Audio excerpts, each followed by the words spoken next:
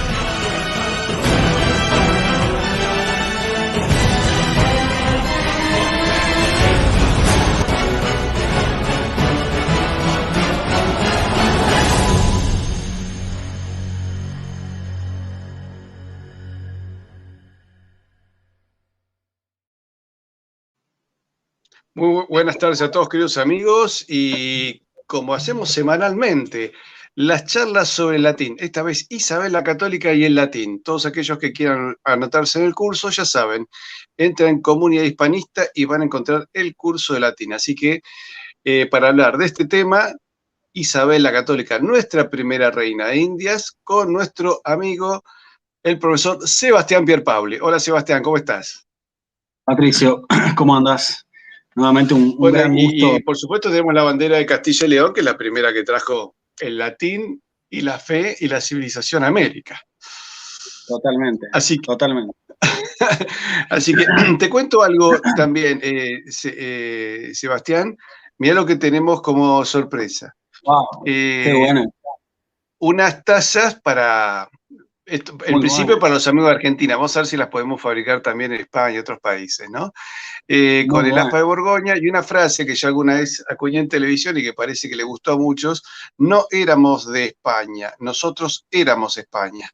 Así que bueno, a todos aquellos que quieran esta taza para tener algo simbólico para tomar el té o el café o mate cocido, entra en comunidadhispanista.com y nos dicen, bueno, cómo quieren adquirir la taza.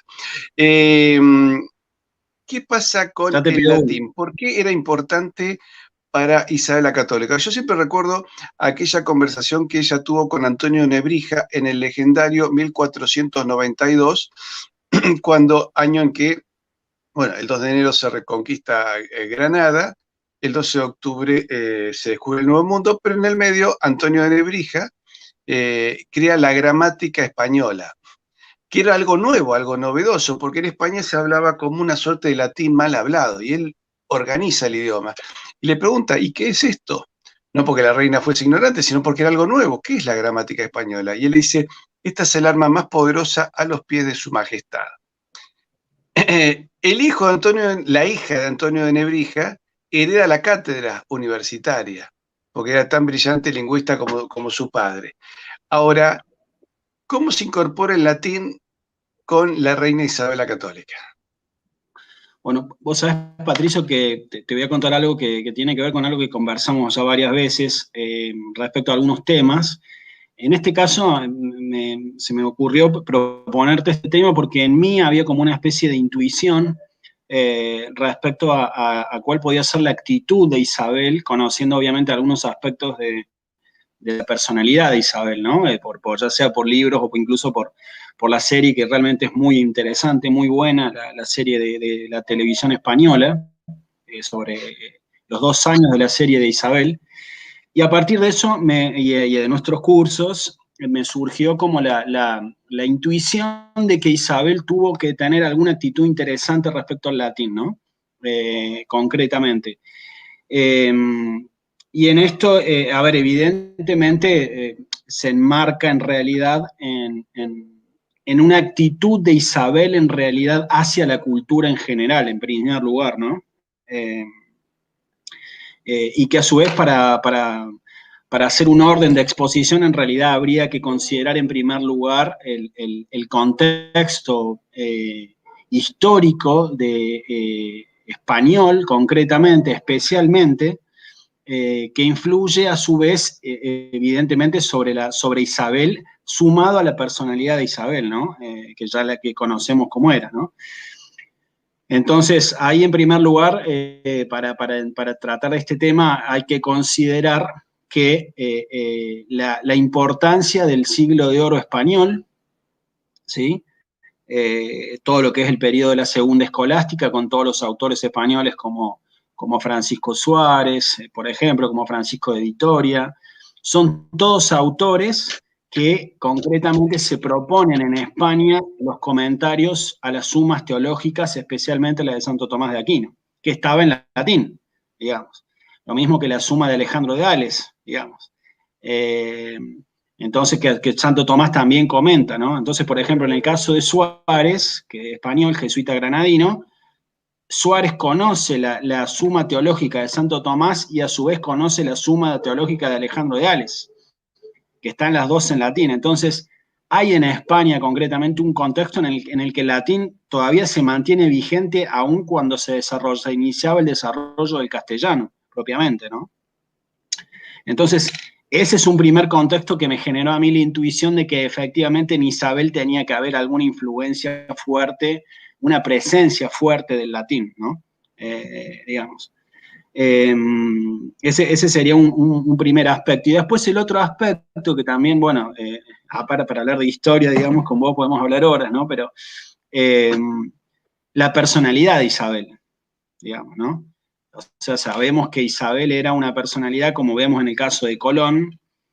Isabel es una de los que mantiene, digamos, la firmeza en la conquista del Nuevo Mundo, a pesar de que generaba dudas. Sabemos que Fernando, bueno, no te voy a sacar tema tuyo, pero sabemos que Fernando efectivamente no estaba tan convencido como Isabel del tema, según tengo yo No, él le entendido. preocupaba más el Rosellón, Exacto. y Sicilia, Nápoles, hasta el tema del milanesado por ahí.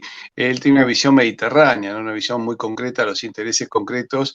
Además, viste, Aragón está más pegado al Mediterráneo, es decir, había una predisposición natural se pretendía Claro, recuperar esa parte que quedó en Francia, ¿no? El Rosellón.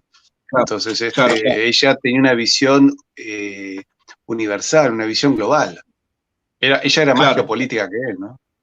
Sí, sí, totalmente. Sí, sí. Bueno, se destaca especialmente en este punto que en todo lo que es el patrocinio literario, digamos, cultural, si bien Fernando acompañaba a Isabel y muchas veces hay obras que están dedicadas a ambos, incluso, pero en la literatura, en los historiadores se destaca, en las fuentes se destaca en general, que era más Isabel efectivamente la que apoyaba todo el patrocinio, todo lo que es el mecenazgo, digamos, ¿no?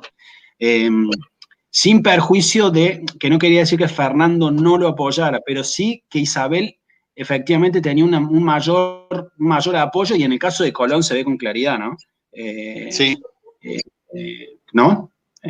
Este Sí, punto. además Fernando tenía cierto distanciamiento con Colón. Hay una Sí, sí. teoría que dicen que Cristóbal Colón tal vez era sobrino de él, entonces como un Ah, mirá. competidor dentro del mundo de la realeza. Sí, porque el cargo de almirante era un título naval que se daba a miembros de la monarquía. No era un título, Claro, no es como hoy, que es un grado ya de la Marina, ¿no? Entonces pero sobre Colón hay tantos mitos, no claro, tienen ni idea la cantidad de libros que me han llegado y vaya a saber cuál de todos estos, ¿no es cierto?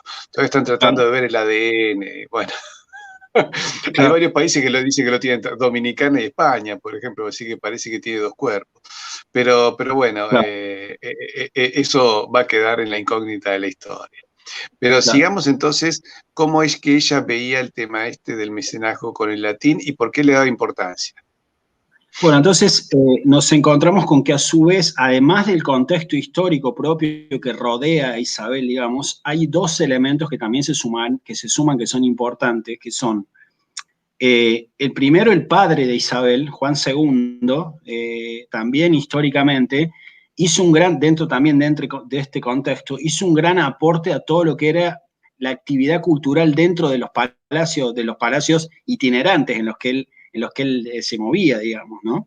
Eh, entonces, Isabel ya viene también con un contexto no solamente español, sino que el padre mismo de Isabel hace un gran aporte cultural con lo que es el patrocinio patrocinio cultural, digamos. Y a Isabel, aunque no llega a conocerlo al padre, porque el padre de Isabel muere cuando tiene 3 años, sí llega a ella a los efectos de la actividad del padre, ¿no? ¿Por qué? Porque cuando Isabel, ¿te acordás que, bueno, recordamos que cuando Isabel la conducen con Alfonso, el hermano, a las cortes, lo llevan lo sacan, digamos, del lado de la madre y lo llevan a las cortes, se van de Arévalo, digamos, efectivamente Isabel allí entra en contacto con toda la actividad que también Enrique desarrollaba en el patrocinio cultural, digamos, ¿no? El hermano mayor, digamos, de Isabel. Entonces ella, también las cortes eran itinerantes, entonces eso también influía, según los relatos históricos, a que ella estuviera en permanente contacto con diversos autores que hablaban en distintos idiomas, alemán, por ejemplo, el catalán, y por otro lado también Isabel manejaba el portugués, o sea, ella está en contacto con diversas lenguas, ¿no? Hablaba el portugués por la madre, y el permanente contacto que tuvo con Portugal, ¿no? Después con el casamiento de la hija, bueno, etcétera, de la primera hija de Isabel. Entonces ella está rodeada por un contexto primero importante en todo lo que es aporte cultural, y acá nosotros que estamos en el plano educativo nos surge una primera reflexión, digamos, de la importancia de los contextos. Porque no es que Isabel se desprende de algo, de que sea algo nuevo, sino que ella efectivamente estar bien rodeada, digamos, en este plano, digamos, de aporte cultural, ¿no? Y después está el tema de la personalidad de Isabel, que efectivamente, además de su personalidad, estaba más favorecida y estaba más inclinada a la contemplatio, digamos, ¿no? Ya que estamos digamos, surge la comparación a mí me surge la comparación con Fernando, ¿no? Fernando, evidentemente... Pero, ahora, a pesar de sus diferencias, Sí. voy a sacar un momento mi cámara, pero te sigo escuchando. A pesar de sus diferencias, se amaban mucho. De hecho, fue un matrimonio muy apasionado, ¿no es cierto? Claro. Eso se sabe bien. Que se querían mucho, de hecho, tuvieron ¿cuántos hijos? Entonces, realmente tenían esas diferencias. Tal vez Fernando era más terrenal, pero los dos creo que tenían un claro amor por España, ¿no es cierto? Y tenían conciencia de la importancia de la unidad. En eso hay que reconocer que los dos tuvieron claridad política y entrega. Lo que pasa que, bueno, ella fue como más entregada a él se casó, se volvió a casar, buscando tener otros hijos, en fin. Cosa que no solucionó muy bien. Y además tuvieron un genio como el cardenal Cisneros junto a ellos, ¿no es cierto? Que te diría fue más importante que Richelieu. Pero acá hay una pregunta que me parece interesante. En 1492, ¿se hablaba español? Yo creo que se hablaba como una suerte de un latín irregular en España. No sé si coincidís conmigo. Sí, bueno, ahí está lo que observa Nebrija, ¿no? Que cuando él hace la gramática, a ver, hay que pensar siempre en el contexto, ¿no? Cuando Nebrija hace la gramática castellana, hay que recordar que primero hace una gramática latina, digamos, que se usaba en Salamanca y que se usó en Salamanca hasta el siglo XX. O sea, lo primero que hace Nebrija, que hablaba latín y trabajaba en latín, como otros tantos que rodeaban a la corte, de ámbito de corte, todos hablaban latín y conocían el latín, digamos. Entonces, la primera obra de Nebrija es en latín. Y en base a las famosas introducciones de Nebrija, se comienza el desarrollo del español, pero Nebrija mismo dice que era un español confuso, que hacía falta trabajarlo, etcétera, ¿no? O sea, sería como si fuera el romance, el español en desarrollo, ¿no? Yo te digo, yo he leído por lo menos 2 trabajos del siglo XV y te puedo asegurar, Sebastián, que es difícil entender el español del siglo XV. Tenés que estar muy en el tema. Uno es el Antejovio, que es un libro que denuncia ya la leyenda negra. Ese, bueno, es principio del 16, 1500 y pico. Pero hay un trabajo muy interesante sobre la familia de ahora el financista de Colón, que era una familia, digamos, de conversos. Hay todo un tema muy interesante sobre la parte de la España judía del siglo XV, y te puedo asegurar que tenés que estar muy en el tema para poder ir deduciendo lo que se decía. Así que realmente creo que Antonio de Nebrija le hizo un gran favor a la humanidad. Claro, claro. Pensaba que también por tu comentario, también viste que en el Quijote suelen aparecer expresiones también como mezcla de latín con un castellano, digamos, en perfección, desarrollo, digamos, ¿no? Pero sí es importante que ahí justamente Nebrija también tiene mucho que ver con el tema del latín, porque él escribía en latín, y hay una anécdota que se cuenta que acá también muestra la personalidad de Isabel, ¿no? Digamos, cómo era Isabel y cómo realmente ella tenía una visión realmente apostólica, según se ve de los hechos históricos, ¿no? Nebrija te escribe las introducciones en latinas que se usaban en el ámbito universitario, que estaban solamente en latín, e Isabel le pide, a través de Talavera, que haga este famoso tema de que al lado del texto en latín esté el texto en español, ¿sí? Y lo pide de esta manera especialmente por las mujeres vírgenes y religiosas, para que también ellas, sin la necesidad de docencia de hombres, tengan acceso a los textos latinos y al conocimiento del latín, ¿no? Ahí es muy interesante reflexionar en la cuestión de fondo, que es la preocupación de Isabel porque también las religiosas vírgenes tengan acceso al conocimiento del latín, ¿no? Pero a su vez con el texto en español para que lo puedan también trabajar y comprender, digamos, ¿no? Así que esto es una de las primeras cuestiones que vinculan fuertemente Isabel con el latín, más allá del interés mismo de Isabel por formarse en el latín, por conocer el latín y por estudiarlo, ¿no? ¿Dónde decís que hablaban alemán también?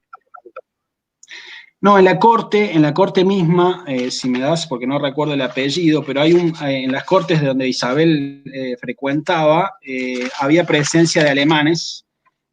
Jerónimo Münzer, ¿sí? Acá nos Extranjeros que recuerdan que visitaban hay videos de judíos sefardíes que hablan un español de hace 500 años con palabras de otros idiomas. Eso es cierto. Claro, eso es cierto. Claro.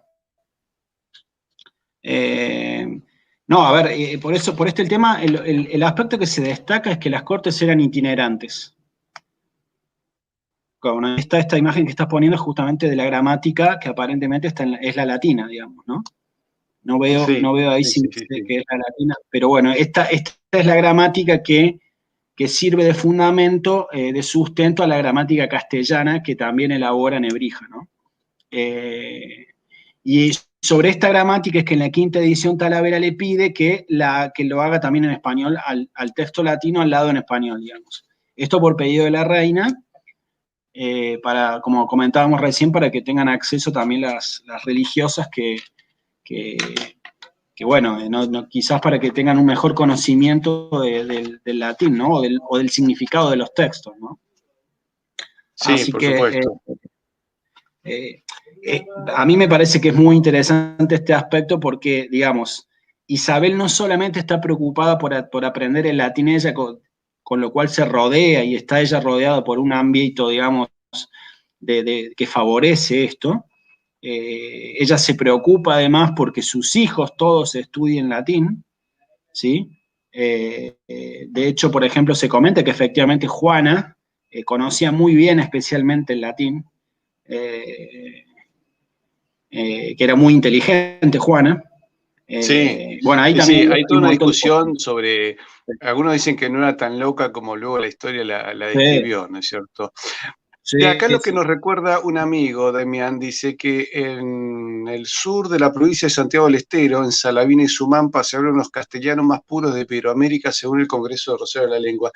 Sí, en Argentina creo que los que mejor hablan español son los santiagueños, incluso con formas de expresión que en su momento, yo me acuerdo cuando era chico, pensé que eran equivocadas, y no, son correctas. Por ejemplo, además de decir tú tienes, ellos dicen vos tienes. Y a mí me resulta rarísimo eso de vos tienes, y es correcto, vos tienes. Sí, claro, bueno. No está mal esa expresión. Antes de seguir, me pregunta Juan García, en la ciudad donde vivo, que no sé en qué ciudad vivís, hay una avenida que le pusieron tu nombre y apellido.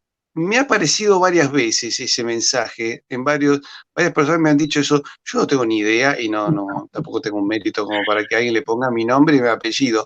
Sí he encontrado cosas raras, he encontrado, por ejemplo, una marca de gorritos y más con mi nombre y apellido. Me preguntaban si yo estaba fabricando gorros y aparecieron estos sistemas de venta online. No tengo ni idea, porque alguien va a Mira poner. vos. Presumo que es algún tipo de error Y ahora con las tasas, imagínate. digital, porque realmente hacer un gorrito con mi nombre, hacer un gorrito por el nombre de un futbolista. No Lo único que sabes. estamos haciendo son estas tazas, que espero que te gusten, que quedaron lindas, ¿no? Está muy bueno. Esta es una Muy bueno. iniciativa de una abogada amiga que dijo, vamos a hacer algo para que la gente tenga un recuerdo y tenga en su casa. Pero volviendo entonces al tema mira lo que me dice un amigo, el español no se deriva del latín, sino de la lengua indoeuropea que hablan los íberos y celtas. Esa lengua antigua fue influenciada por el latín que luego se convirtió en el español. Bueno, puede ser, pero en realidad, digamos, de la lengua directa de quien viene el español, me parece que es el latín. Sí, en realidad el latín viene de las indoeuropeas. Sería el camino es indoeuropeas, latín, lenguas romances, español, digamos, ¿no? Ese sería el orden históricamente reconocido, ¿no? De hecho, el latín surge del latium, donde se asientan los latinos, justamente. Entonces, a partir de allí es que surge el desarrollo y bueno, como dice alguno, cuando cae el imperio empieza a caer el predominio del latín, ¿no? Entonces, yo creo que es como tú dices, hablando de hablar bien, digamos, o como vos dices. Claro. Acá nos dice, una amiga colombiana hablaba un español de premio Nobel. Bueno, yo creo que eso lo hemos dicho 100 veces, ¿no? Del mundo hispanohablante creo que los que mejor hablan son los colombianos. Hay una zona de Colombia, me decía el profesor Pablo Victoria Vilches, que ha escrito varios libros denunciando cuál es la verdadera vida de Simón Bolívar. Él es colombiano. Dice, hay una región de Colombia donde hablan un español del siglo de oro. Y a mí me sorprendió muchísimo la manera respetuosa, su merced, Sí, por ejemplo, te dicen, y me encanta, ¿viste? Me siento, por lo menos el secretario de Felipe II. Me encanta cómo yo, hablan. Y cada vez que he hablado con colombianos, pero es una maravilla escucharlos hablar. No importa si hablan algo importante o no importante, da gusto escucharlos hablar. Es mucho mejor que nosotros, que los mexicanos, que los españoles peninsulares mismos, ¿cierto? Esto es así. Bueno, sigamos con Isabel y el latín. Presumo que también la importancia litúrgica, ¿no? Acostumbrados a la bueno, ni misa hablar. diaria. Sí. Aparte ella estaba rodeada como dijiste, Cisneros, por Talavera, que también era muy interesado en todo lo que era la formación cultural, el patrocinio de la cultura. De hecho, en el caso de Nebrija se habla y hay una discusión ahí. Yo te voy a decir lo que me parece a mí, a ver cómo lo ves vos. Algunos dicen que hay una influencia sobre Nebrija, de Talavera sobre Nebrija por el tema de que traduzca el latín, del latín al español, digamos, que ponga los dos textos, digamos, ¿no? Texto en latín y texto en romance, ¿no? Yo creo que en realidad Talavera sabía de las intenciones de la reina en cuanto a esta preocupación porque las mujeres vírgenes tengan acceso también a los textos. No es que surge solamente de Talavera, o sea, Talavera es un intermediario, creo yo, por el perfil de Isabel, digamos. De hecho, en el testamento mismo de Isabel, si recordamos, se dona una cantidad de dinero hacia mujeres que tenían vida conventual, hay Sí. hay una preocupación de ella espiritual, me parece, ¿no? De fondo. Entonces no creo que sea Talavera, pero sí todos estos que rodean a Isabel, los escritores que la rodean hablan en latín. Entonces, y ella a su vez muestra, a mí me parece súper interesante el perfil de Isabel también, porque es un espíritu realmente bien político, ¿no? Político en el Sí. sentido de la politicidad natural en esto, que se preocupaba porque la corte, sus hijos estudien latín, tengan acceso a buenos libros, las bibliotecas, la poesía, y no solamente para sus hijos, sino para la corte y para sus vasallos, ¿no? Es decir, digamos, no era una reina egoísta, evidentemente, ¿no? Isabel. Sí, Entonces, sí, yo creo que debe haber sido, digamos, cuando uno toma los grandes monarcas, los grandes estadistas de la historia, y dice, bueno, elegí 10.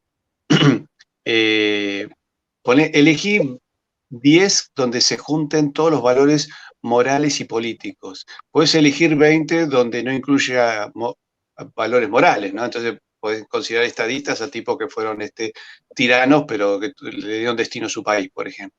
Pero una persona que tiene valores políticos, valores geopolíticos, culturales, militares, acuérdate que ella unifica las Fuerzas Armadas. El ejército de España pasa a ser uno. Antes había ejércitos feudales, los saca a todos. Crea la policía, que era la Santa Hermandad, ¿no es cierto? O sea, tiene políticas de ordenamiento del Estado y tiene un genio como el cardenal Cisneros, que es el que lo llama Antonio Nebrija, incluso el cardenal Cisneros, que es un hombre brillante y un hombre católico profundo, convoca intelectuales que no necesariamente eran tan católicos. Y Antonio claro, Nebrija lo valoraba mucho por su manejo de la lengua, sabía que era afecto al alcohol, Antonio Nebrija. Entonces, el canal mira, Cinero, viste, vuelta a vuelta, iba a ver cómo estaba y hablaba con la hija, que resultó ser una lingüista extraordinaria como su padre, para ver cómo estaba el papá. Y la hija lo vigilaba al padre para que no tomase tanto, ¿no es cierto? Pero claro.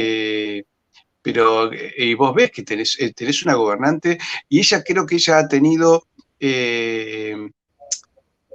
a ver, esa profundidad de pensamiento filosófico, religioso y lingüista era lo que le daba a ella la visión profunda en materia cultural y en materia política, porque no todos, digamos, digamos, dignatarios católicos han sido realmente inteligentes en todas las áreas. Yo creo que ella, el tema de manejar una lengua como el latín, el manejo litúrgico y el manejo religioso, le da una profundidad diferente, Sí, porque sí, sí. era una gobernante creativa.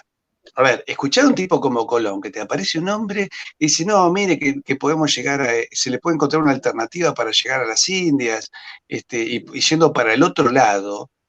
Hoy es natural, pero ¿a qué momento? Era plantear un paradigma totalmente distinto. Marco Polo había ido a Oriente viajando para Oriente. Colón decía, hay que llegar a Oriente viajando para Occidente. Y para un mar incógnito, además. Y esta mujer tuvo la visión, dijo, lo que dice este hombre es lógico y vamos para allá. Haciendo caso omiso incluso de los científicos que le decían, mire señora, que no va a llegar, porque había un error ahí con la geografía. ¿Viste? Según la geografía que se corresponde, el diámetro de la Tierra no llegaba. Decía, ¿no? Si no hay tierra en el medio, usted no llega. Entonces Colón utilizó la geografía ptolomeica, que tiene un error de como 12.000, 14.000 kilómetros más chica. Entonces planteó eso y se largó. Claro. El Inca Garcilaso de la Vega dice que él había hablado con un protonauta, alguien que había llegado, que había vuelto. En la Y serie por se el norte, plantea viste, se había llegado ahí a Terranova, lo que es Canadá, pero esa parte se la considera como una extensión de Europa, no había conciencia de un continente en el claro. medio. Entonces, era un tema bastante, bastante riesgoso. Y esta mujer tenía una visión que a mí me sorprende, porque además tiene una visión moral. ¿Vos te acordás lo que le dijo a Colón cuando, Totalmente, para el totalmente. segundo viaje, que él quería llevar mujeres? Sí, bueno, o Y sea, ella dice, no, pero van a llevar a sus esposas, un viaje tan incómodo. Y entonces Fernando le dice, no, mirá, no son las esposas, son... Y ahí la reina se da cuenta, usted quiere llevar mancebas, mujeres de mala vida, está mal. Y entonces empezaron a discutir el tema, porque claro, Colón tenía que lidiar con marineros, un buque. Y le dice que si usted no puede trasladar nuestra civilización a tribus bárbaras, va a fracasar. Usted tiene que llevar una tripulación que realmente mantenga la fe. Entonces, entonces él se da cuenta de lo que le está diciendo ella, dice que tiene una lógica de puño lo que dice Isabel. Entonces él dice, bueno, está bien, llevaremos en nuestra memoria el retrato de su majestad, le dice él, y entonces ella lo manda con la orden de los mínimos, unos frailes muy humildes, que son los que le van dando doctrina a los marineros, formándolos espiritualmente, para que los tipos tengan la fuerza espiritual, porque, ojo, acá habían el primer grupo de marineros, que eran 39 que dejó, hicieron desmanes con las indias, los indios se enojaron, los mataron a todos, ¿no es cierto? Entonces, Isabel tenía razón, decía, señores, si no es bajo una conducta muy firme, no llevas civilización, llevas barbarie. Entonces, ¿qué te vas a diferenciar con la gente? ¿Y por qué el natural te va a aceptar? Si no sos superior a él, sos un salvaje. Entonces, la visión que ella tuvo es muy profunda, como dice acá nuestro amigo Harman, a doña Isabel le demos hasta el aire que respiramos, tiene razón, o sea, sin esa actitud, sin esa conversación que ella tiene con Colón, posiblemente la colonización y el descubrimiento hubiera terminado fracasando, si hubieran vuelto y eso hubiese quedado olvidado por un siglo tal vez, ¿no es cierto? Ahí, Patricio, pero bueno, volvamos al idioma. Se me ocurre una observación ahí en realidad que tiene que ver con todos estos puntos, digamos, por la actitud en definitiva de la personalidad de Isabel. Hay un tema interesante ahí que es que pareciera ser que por todas estas cuestiones Isabel todavía mantiene, digamos, una forma mentis propiamente medieval, digamos. ¿Por qué? Porque ella justamente se preocupa en primer lugar por las almas de los marineros y Claro. que van a cumplir con una finalidad, etcétera, etcétera, pero es posterior, digamos. Fernando, sin embargo, iba a decir como me decía mi abuela, y se le escapó de decir sin en cambio. Mi abuela, Fernando, sin embargo, es más práctico, es más moderno en este punto. ¿Sí? ¿Por qué? Porque es más maquiavélico. Justamente viste el famoso tema de Maquiavelo y Fernando, ¿no? Fernando sí, aquí Nicolás dice, Maquiavelo bueno, se inspira en el príncipe, se inspira en Fernando. claro, pero esta actitud de Fernando conocida de que Isabel me decía que no, y Fernando le dice, pero mira, una cuestión práctica, si no hacen esto, es el tema de los fines y los medios, es como que acá Fernando, y como en otros aspectos también de su historia, es más maquiavélico, digamos, ¿no? Isabel no. Sí.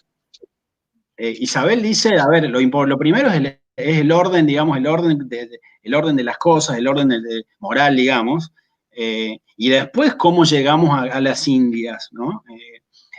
Entonces, claro, digo porque esto también tiene que ver con la actitud espiritual de Isabel, ¿no?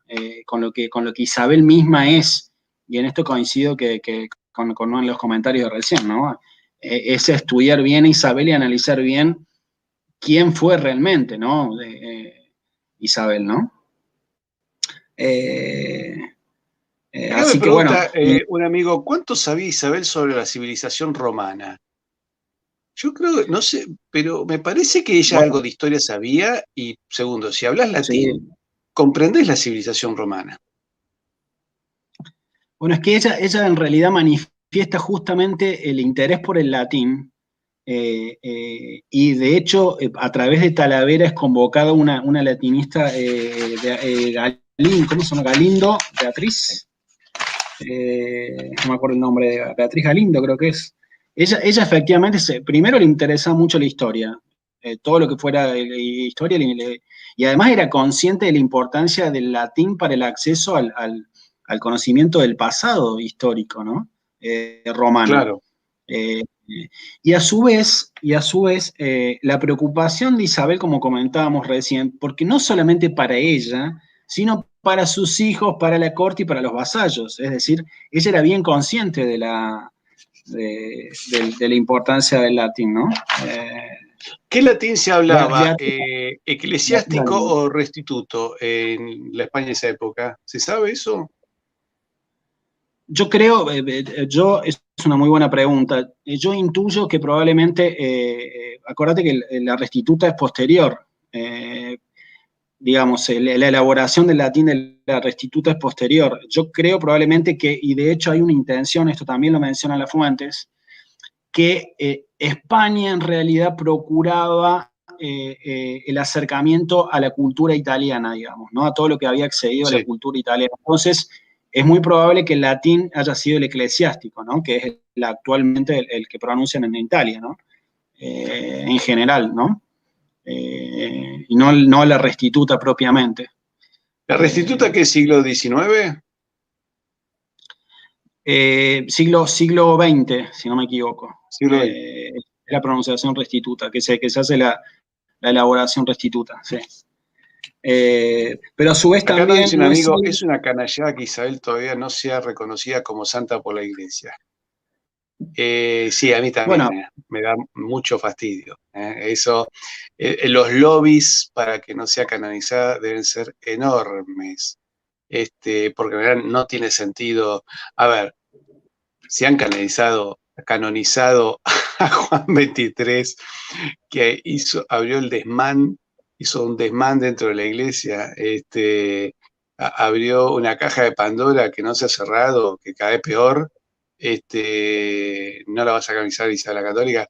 Y yo creo que está la importancia del latín en la forma de poder comprender las bases de nuestra civilización, que ahora vemos que se habla en Roma que quieren prohibir la misa en latín. y bueno, eso es un tema complicado porque hay un doble problema, y no, por un lado entiendo que es un problema respecto al respeto a la importancia de las tradiciones culturales, nuestras propias raíces, y por el otro lado con la pérdida que va a implicar culturalmente también desde todos los aportes, si se quiere, podemos decir, intelectivos que genera el latín, ¿no? El aporte, digamos, a la inteligencia misma y al desarrollo de la inteligencia. Es como que podría decirse que sería un camino para el embrutecimiento esta intención si se concretara realmente, ¿no? Sí, por supuesto que sí.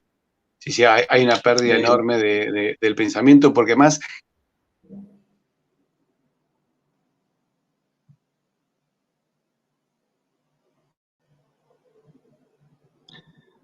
Patricio, se te ha El idioma colgado la castellano imagen. comienza con el latín vulgar del Imperio Romano, concretamente con el de la zona central de Hispania. El latín hablado entonces fue el fermento de la variedad. Curioso eso. Bueno, ahí hay un tema No sé si me está que escuchando, yo porque sí, sí, te escucho. se ha cortado de golpe la comunicación. Recién se te cayó. Pero bueno, y entonces, ¿qué ocurre luego? No, yo creo que, a ver, como resumen del tema que da para conversar mucho, es indudable que Isabel tiene mucha cercanía con el latín, es propia de su contexto, es propia del ámbito cultural que ella la rodeaba, a su vez ella está muy interesada por difundirlo, es consciente de la importancia que tiene el latín en relación con lo que mencionabas recién del tema del latín y de que no querían, de que estos objetivos de menospreciar el latín. Isabel era consciente de la importancia que tenía, quería que accediera todos sus vasallos, sus hijos, todos estudiaron latín. Isabel convoca una docente inteligentísima a través de Talavera, que es Beatriz Galindo, para que les enseñe latín en la corte. Entonces, digo, para nuestro objetivo, y todo eso enmarcado en un interés espiritual de Isabel, ¿no? Digo, no solamente por la riqueza que puede aportarle a la poesía, a la prosa, al latín, sino que también con finalidades propiamente espirituales, ¿no? Si se quiere, hasta religiosas, ¿no? Yo creo que ese Sí, podría es ser un cierto eso. buen resumen de la actitud de Eh, ¿qué, Isabel respecto a... ¿Qué te iba a decir? Realmente el imperialismo muestra que es falso porque se utiliza una lengua como el inglés. Que es cierto, hacer filosofía en inglés o hacer teología en inglés, como dice Jesús Maestro, hay que ser medio, tiene otra expresión, pero nosotros le decimos como un cara dura, ¿no? Pretender hacer teología. De hecho, Chesterton decía, cuando tenés un conflicto teológico terminás en un pensador español, ¿no es cierto? Porque si no, no, digamos, es muy difícil. Nos dice acá Desiree Tramullas quiere hablar en su canal. Nos tenés que mandar un correo a entraencomunidadhispanista.com y mira, acá tenés el mismo correo donde podés participar de los cursos de latín, nos mandás un correo diciendo tu inquietud por lo cual querés hablar en nuestro canal. info@patriciolons.com. Todos los que quieran aprender el curso de latín tienen que mandarlo ahí. ¿Cómo van ahora los cursos de latín?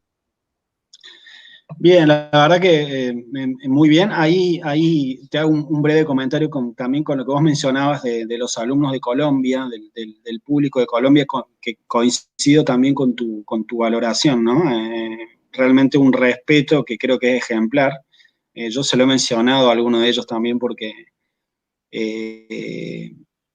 digamos, realmente se destacan en este punto. Y está muy bueno porque le hemos agregado también el tema del Zoom, ¿no? Que nos da la posibilidad de un feedback, digamos, un ida y vuelta más interesante eh, entonces permite ver realmente cuáles son los avances, donde el alumno, por ejemplo, a través de un texto, dónde se traba, dónde hay dificultad, dónde fluye con más naturalidad y creo que eso es muy interesante para ver avances, ¿no? Efectivamente que el alumno perciba que está avanzando en el contenido, ¿no? Claro que a mí me gustaría verte un día, me encantaría escucharte hablando con alumnos en latín. Tenemos que hacer algún día una de esas clases por Zoom, convertirlo en un programa y ver el profesor Pierpaoli hablando en latín con sus alumnos. Debe ser un espectáculo, ¿no? Con los más avanzados tendrías que hacer. Y quizás algún texto ya preparado como tipo diálogo y leerlo quizás, o trabajarlo, habría algo interesante por ese lado.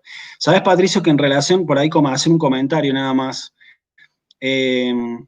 nosotros en realidad con todo lo que es la historia del latín tenemos que tener cuidado con afirmaciones porque así se ha presentado, con lo que es la pronunciación restituta concretamente, hubo idas y vueltas con todo el tema del vocabulario, de cómo se decía, de cómo se acentuaba, de si había una letra, si iba en una letra, en otra, si realmente lo que hace la pronunciación restituta no es una afirmación categórica de cómo se hablaba efectivamente el latín, porque nadie estuvo ahí para escucharlo, digamos. Entonces, se llama restituta, pero es un intento por acercarse del mejor modo posible a cómo se hablaba en latín en el periodo clásico, por ejemplo. Pero efectivamente pudo haber diferencias de algunos criterios, ¿no? Entonces, nosotros también en ese punto trabajamos trabajamos las dos pronunciaciones, la pronunciación clásica y la eclesiástica, hacemos una ida y vuelta permanente entre ambas, pero siempre teniendo en cuenta que hay cuestiones en las que puede haber diferencias, no en lo gramatical, digo, ¿no? Sino en aspectos menores por ejemplo, de una acentuación quizás, o de,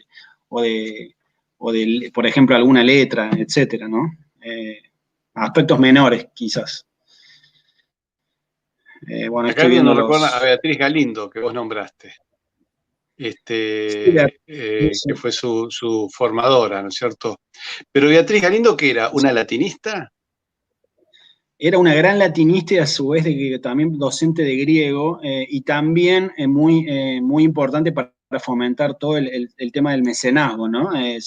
Digamos, también se hizo una figura importante en todo lo que es el trabajo intelectual para fomentar y patrocinar la cultura, ¿no? También en España muy reconocida Beatriz Galindo, ¿no? Y que llega a la corte, según tengo entendido, a través de Talavera, que la recomienda a Isabel. Vos sabés que ahí en la serie española, yo esto no lo he podido verificar, pero en la serie española parece como que Isabel desconfía un poco de Beatriz Galindo, ¿no? Porque era muy linda aparentemente. Entonces dice, acá aparece otra competición más, ¿viste? Y ya Fernando venía arrastrando sus cuestiones. Entonces, la serie de televisión española cuenta que Beatriz, cuando Isabel la ve a Beatriz, parece como que no le gustó mucho, ¿no?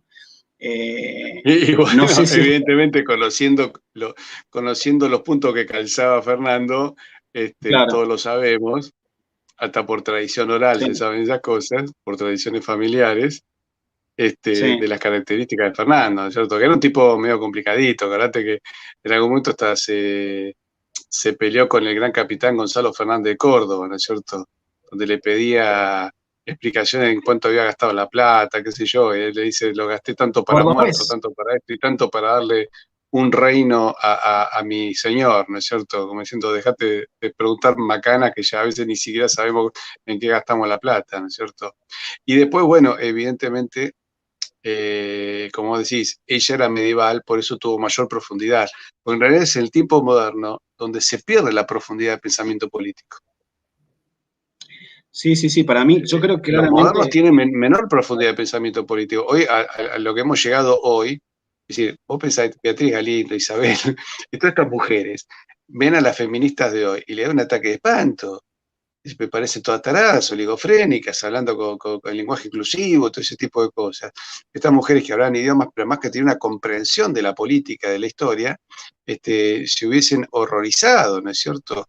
De lo que es la gente de hoy, de lo que es, digamos, el movimiento feminista, donde no demuestran ni un décimo de cultura de lo que tienen estas mujeres.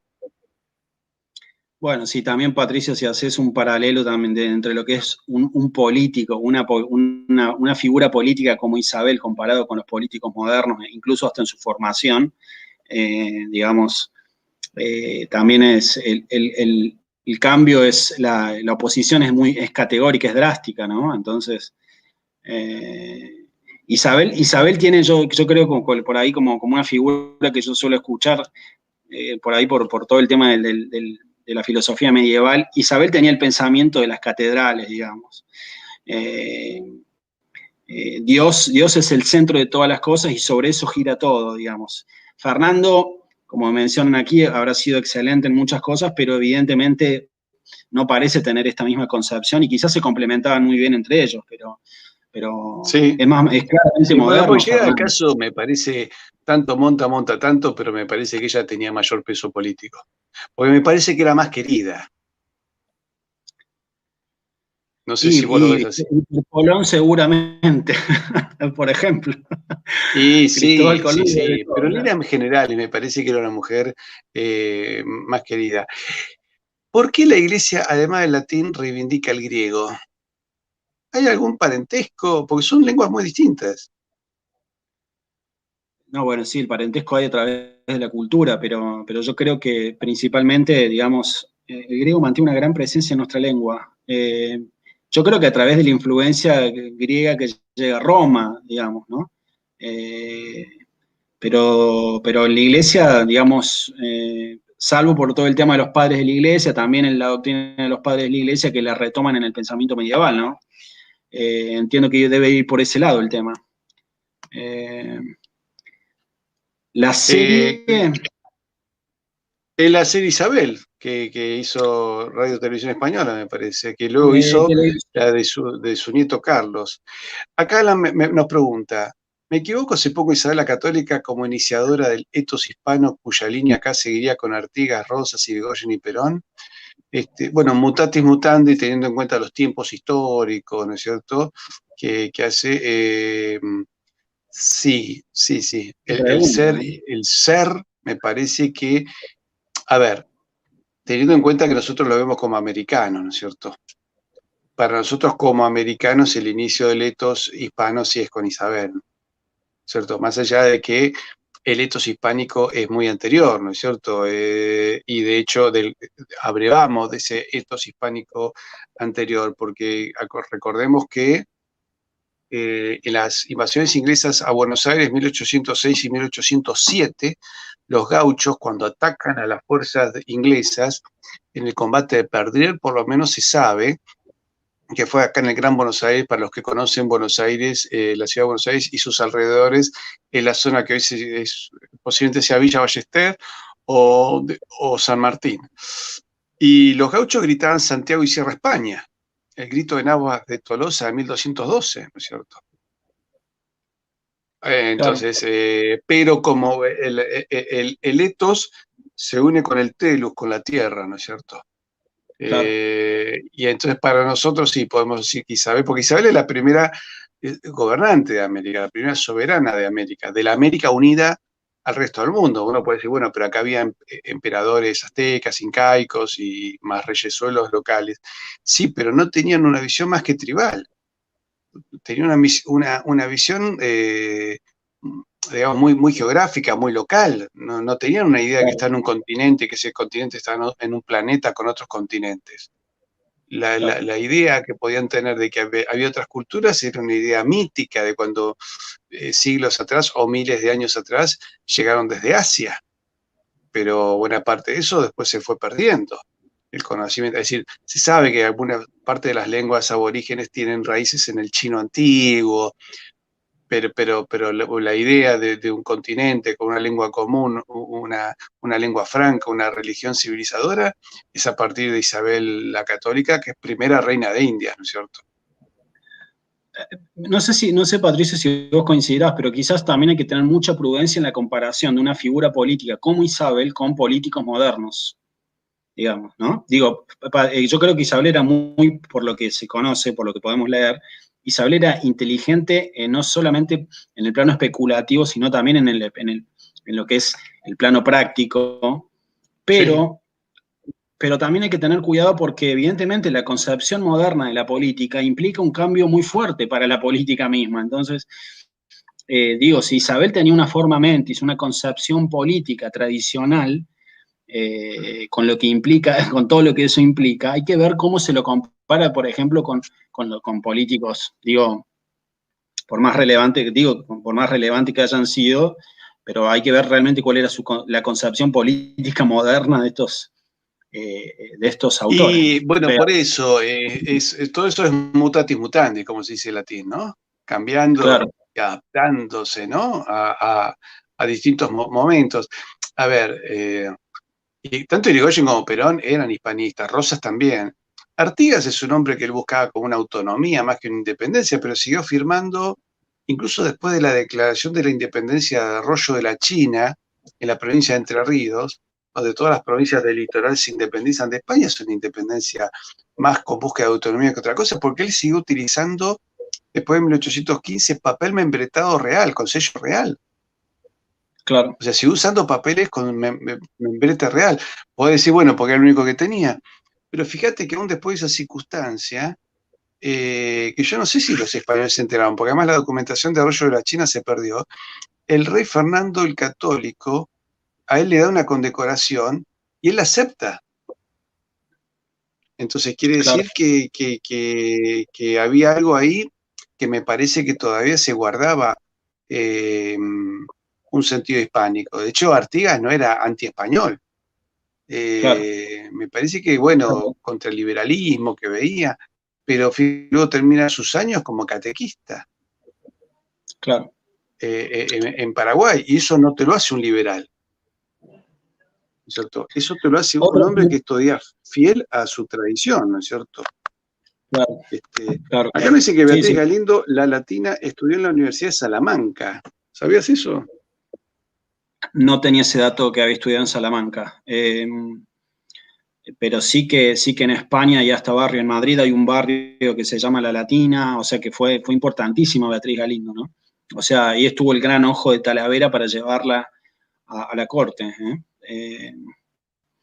y que educa, y que Isabel en realidad, yo creo que por lo que tengo entendido, a ver, por lo que conozco, Isabel entra en contacto desde chica con el latín, pero propiamente, según también está reconocido, el mayor contacto de ella es justamente en la corte después que se retiran de Arévalo, ¿no? Allí es donde más fuertemente, y de adulta incluso, tiene un mejor conocimiento, y sí los hijos de Isabel y Fernando estudiaron latín, digamos, con mayor intensidad en su adolescencia y crecimiento, ¿no?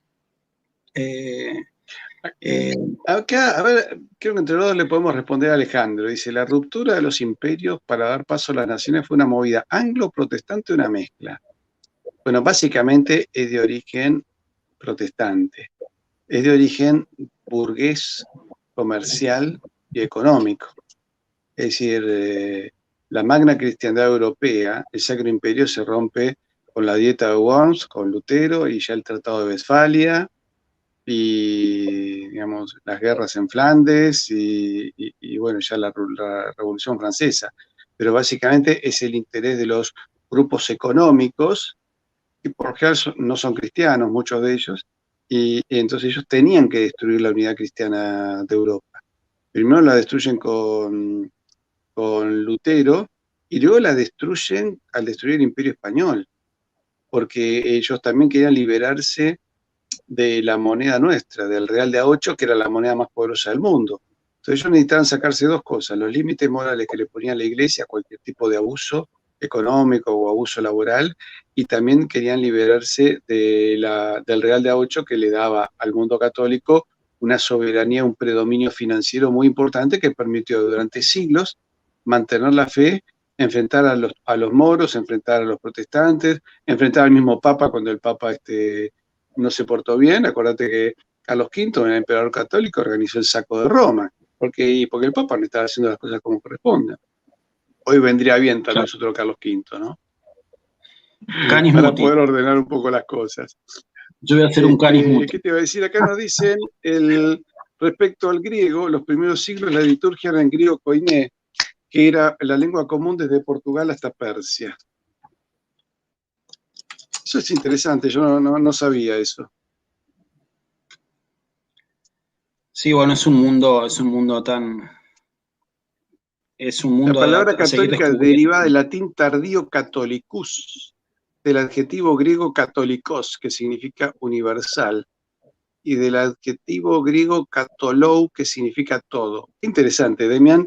Demián es mira, no lo conozco, pero es un personaje, siempre nos trae unos aportes interesantísimos. Demián, tenés que comunicarte con nuestro canal, a ver si hacemos un día un programa con vos, ¿eh?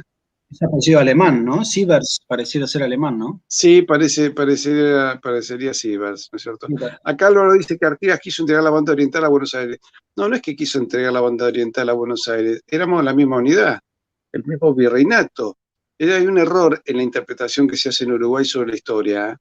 Es decir, la banda oriental era provincia de Montevideo. De hecho, 1770, la primera guerra por las Islas Malvinas, nosotros éramos virreinato del Perú, y la flota, digamos, la gobernación de Buenos Aires ordena, digamos, la expedición, pero la flota zarpa de Maldonado, provincia de Montevideo. Era toda una unidad, ¿cierto? Era toda una unidad.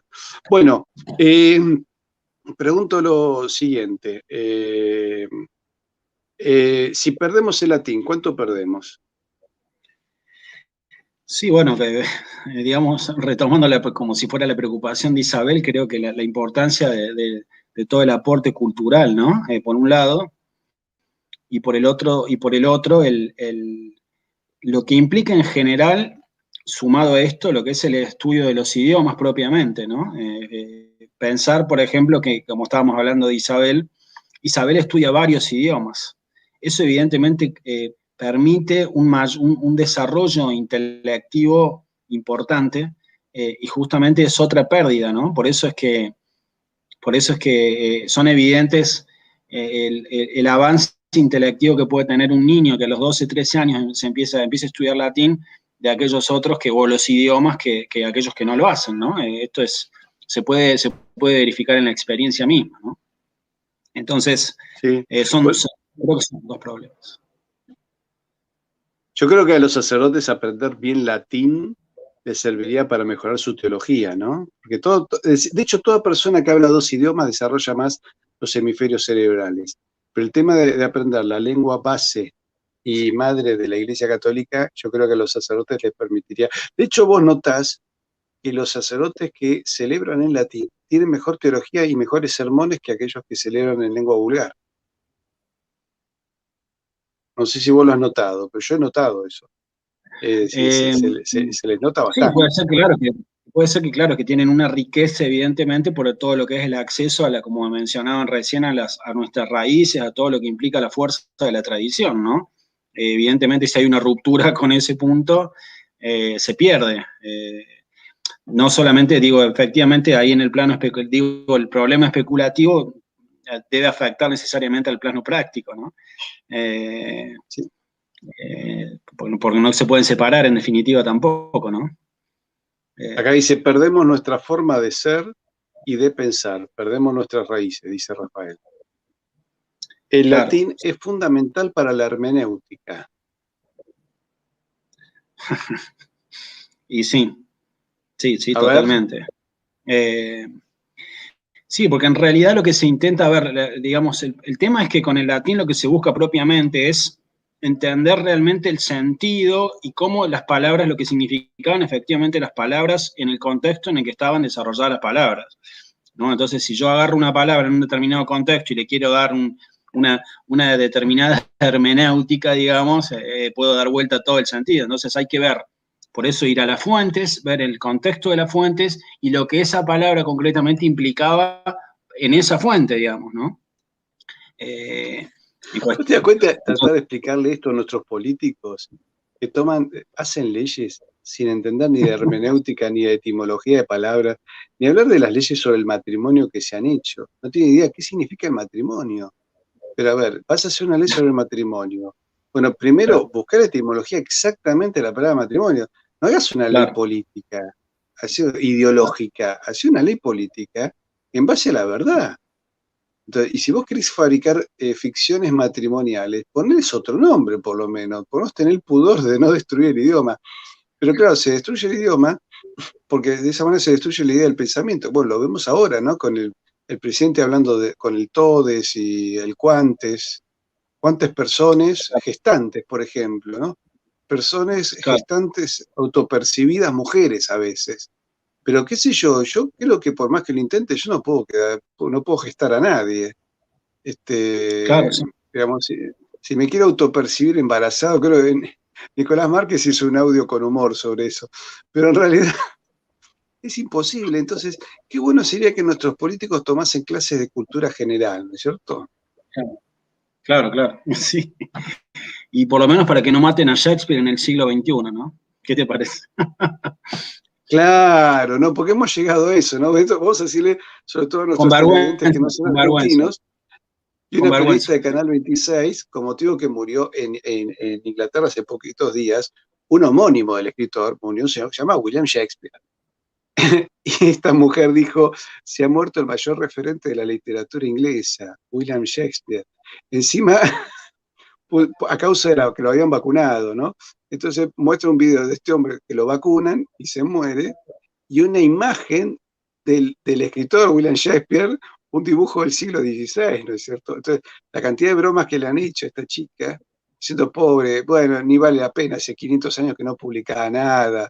Otros han preguntado, ¿y ahora qué va a pasar con Romeo y Julieta? Es decir, es terrible que una periodista que llega a confundir a William Shakespeare con un homónimo a William Shakespeare, que vaya a saber tal vez sea descendiente o no.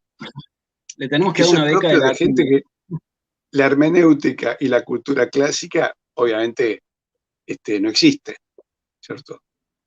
Sí, le vamos a dar una beca. Y los periodistas que se burlaban de ella no eran mucho mejores. Claro.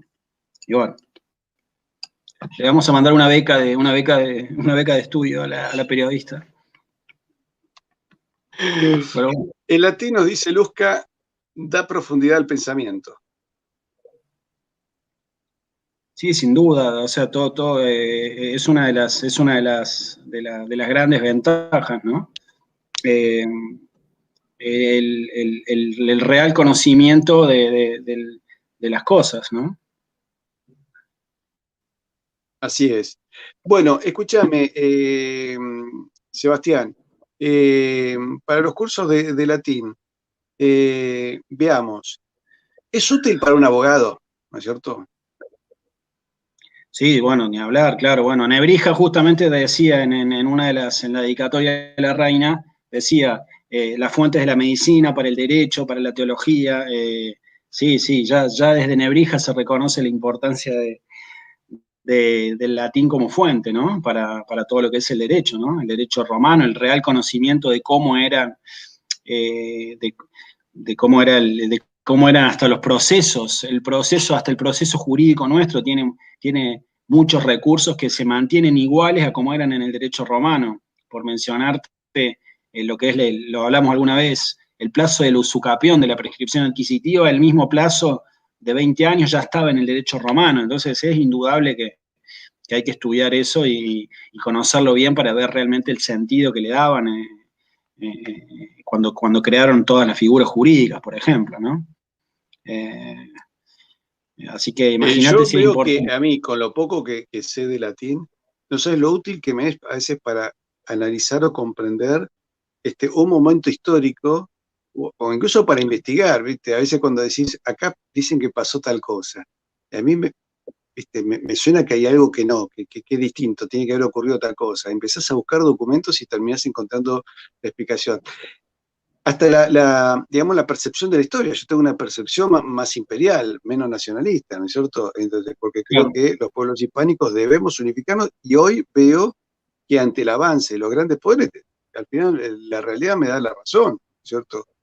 Que toda esta balcanización ha sido inútil y nos han dañado muchísimo. Hoy entrevistamos a Alicia Barrios, perdón, Alicia Rubio, que es una diputada de Vox en la Asamblea de Madrid, es filóloga y me dijo, y un día para el otro, con las nuevas leyes de educación en España, borraron el latín y el griego y me mandaron a mí de filóloga a dar clase de educación física, ¿no es cierto?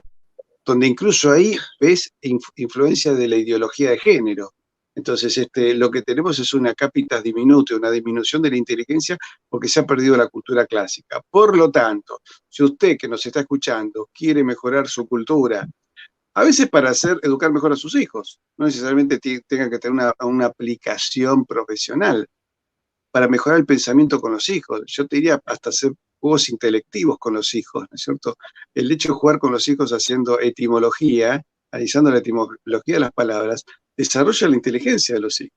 Ni hablar si sos claro. abogado, médico, paleontólogo, historiador, filósofo, cura o teólogo. Te va a servir muchísimo.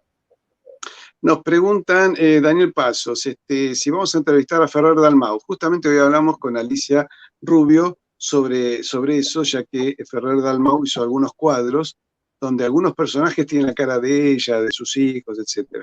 Entonces, sí, tengo muchísimas ganas de hacerle una entrevista, porque además yo fui jurado por el cual se le dio el premio Premio Hispanidad Capitán de Tallo. Acá nos dice que William Thomas Walsh, autor del libro Isabel la Cruzada, dijo que después de la Virgen María, Isabel la Católica es la mujer de mayor impacto en la historia de la humanidad. No me extrañaría, y tal vez por Sí, sí. eso haya gente que no quiera que sea canonizada. Hay que volver al trivium y al quadrivium. Eso sería útil en la educación, ¿no es cierto? Sí, sí, totalmente. Sí, sí. Bueno, hay intentos ya ya se está trabajando en esto, digamos. Especialmente, bueno, los círculos que justamente tratan de trascender los programas impuestos, ¿no? Mira, una Eh, pregunta directa para vos, de Omar. su ¿Su merced, su merced da merced. clase de latín para niños? Yo estoy dando un curso de latín para niños de Colombia y aquí es donde te contaba que realmente es un gusto. Los chicos son muy respetuosos. Se lo he dicho a los padres también porque coincido con vos en que, señor profesor, mucho respeto con el docente y la verdad que avanzan bien. Estamos teniendo clases por Zoom. No niños muy pequeños, pero sí son niños de chicos de 10, 11 y 12 años que están trabajando incluso el latín clásico y el eclesiástico, ¿no? Estamos leyendo en los dos textos, en las dos pronunciaciones. Y la verdad que no sé si algunos de ellos los invité a este programa, no sé si estarán, pero yo se los dije a ellos también que la verdad que una de las cosas que más me agrada, además de la capacidad, es el respeto que tienen y que creo que en eso tenemos que imitar también muchas veces, ¿no? Sí. Este ¿Vos sabés lo que me acortamiento que pasó hubo. con la gente de Colombia que me pidieron una clase especial sobre la guerra en las Malvinas para chicos chicos? No, era las invasiones inglesas de 1806 y la guerra de Malvinas de 1982. Y eran chiquitos, había entre 10 y 16. Y las preguntas entusiastas que te hacían, con el afecto que te trataban y con la educación, a mí me encantaron los chicos de Colombia. Sí, sí, Este, sí. para cerrar, dice Wilfredo, el latín amplifica el conocimiento de la lengua española. Sí, por supuesto. Sí, totalmente. Digamos, es como mencionaban recién, el tema de nuestras raíces. Digamos, es volver realmente a a las raíces y conocer realmente las raíces, que ese es el objetivo que en definitiva, como mencionan algunos historiadores, Isabel tenía muy presente, ¿no? Entonces, por eso que ella trabajaba y se rodeó de un contexto que le permitiera, digamos, ese acceso y ese crecimiento cultural, ¿no? Y por eso lo patrocinó también, en definitiva, Escúchame, ¿no? acá hay una observación que dice Alan, dice, pensé que hay ignorantes que relacionan la hispanidad con la misoginia. Acá hay algo curioso, porque Isabel la Católica, ella tuvo que defender su corona, la tuvo que disputar, no contra un hombre, sino contra otra mujer, contra Juana la Beltraneja. O sea, en el siglo XV, el poder del Estado, el poder de España, estuvo disputado entre dos mujeres. Y como bien decía, y encima una fue educada por otra mujer, Beatriz Galindo, así que realmente la misoginia es más propia del mundo protestante. Es mucho más propia de ellos. Bueno, queridos amigos, bueno, lo de Alexis López Tapia está, a ver, no tengo todavía el teléfono de él, pero en algún... no, sí hice un programa, creo que en Asia TV, después, fíjate que en Asia TV creo que hay un programa que hice con Alexis. Los idiomas son un suma y sí, es cierto, suman muchísimo. ¿Con qué nos vamos, Sebastián? Bueno, invitarlos también a los que por ahí no se puedan anotar a los cursos o no se les dé la posibilidad a visitar el canal Estudio de Latín. Hay hay oraciones, hay música y bueno, se puede también acercar un poco hay textos en pronunciación clásica y eclesiástica, hay vocabulario jurídico, frases jurídicas, bueno, creo que puede ser interesante si lo pueden visitar, Estudio de Latín por YouTube, y bueno, ahí pueden las oraciones, las oraciones de la Iglesia Católica en el latín eclesiástico, hay música, bueno, hay variedad de información y la idea es seguir sumando contenido para que puedas significar un aporte, ¿no? Entonces vamos a tener que hacer un programa en conjunto entre los dos canales, ¿eh? Vamos a hacer uno así directamente, la gente conoce tu canal. Nos pide José Antonio por un enlace directo para que la gente se apunte. Lo estoy poniendo acá en el videograph de pantalla. Curso de latín en info@patriciolons.com. Y además, el otro tema es entrar en Comunidad Hispanista. Entras en comunidadhispanista.com y ahí también tenés el enlace a ese de contacto, que es ese correo, sí, y donde puedes anotarte en el curso de latín, como también colaborar con nosotros. Así que, queridos amigos, bueno, están puestos todos los datos. Sebastián, ¿nos vemos la semana que viene? Así es, Patricio. Muchísimas gracias por el tiempo y por esta posibilidad de este tema tan interesante de esta gran personalidad de Isabel, ¿no? Nuestro homenaje, queridos amigos, muchísimas gracias por haber estado con nosotros. Este es nuestro modesto homenaje a nuestra primera reina de Indias. Somos dos argentinos, ninguno con apellido español, como habrán notado, y sin embargo nosotros le reconocemos a Isabel el ser nuestra primera soberana y hasta el aire que respiramos. Ha sido realmente muy interesante lo que explicó Sebastián. Hemos recorrido también la historia de Antonio de Nebrija y, por supuesto, estamos abiertos a todo lo que sea la defensa de nuestra civilización.